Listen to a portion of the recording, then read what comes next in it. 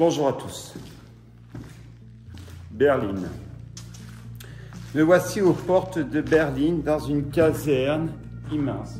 Probablement une des plus grandes casernes de Berlin, aussi grande que celle du Judelsburg, le fameux avion vu du ciel.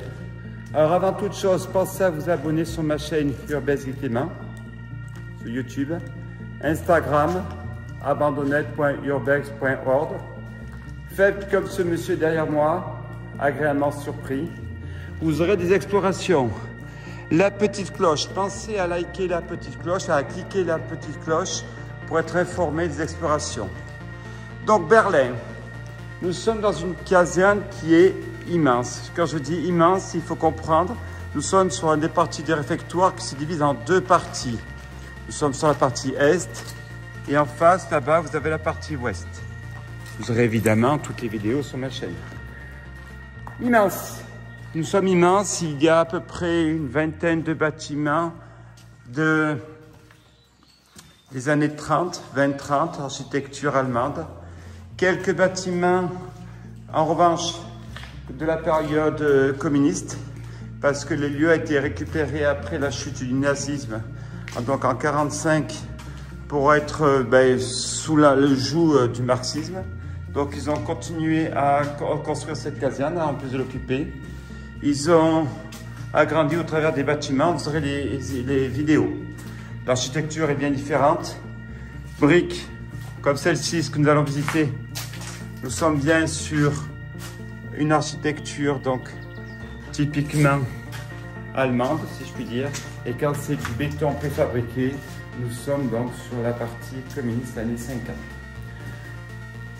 Göring, c'est Göring qui au départ a construit toutes ces écoles qui ont été transformées en casernes militaires quand il a dénoncé le traité de Versailles qui ne permettait pas à l'Allemagne, après ce traité de Versailles qui mettait fin à la guerre de 14-18, d'avoir une armée.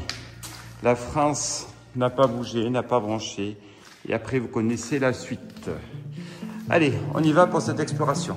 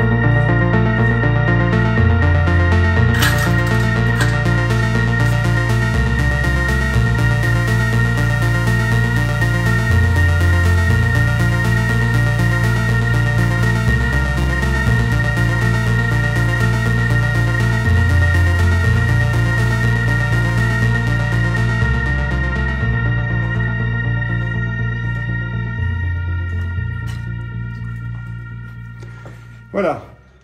Allez, continuons cette exploration où il y a, allez, sans être excessif, entre 30 et 50 bâtiments à visiter. Et Dieu sait qu'il y a du travail après au montage. Allons-y.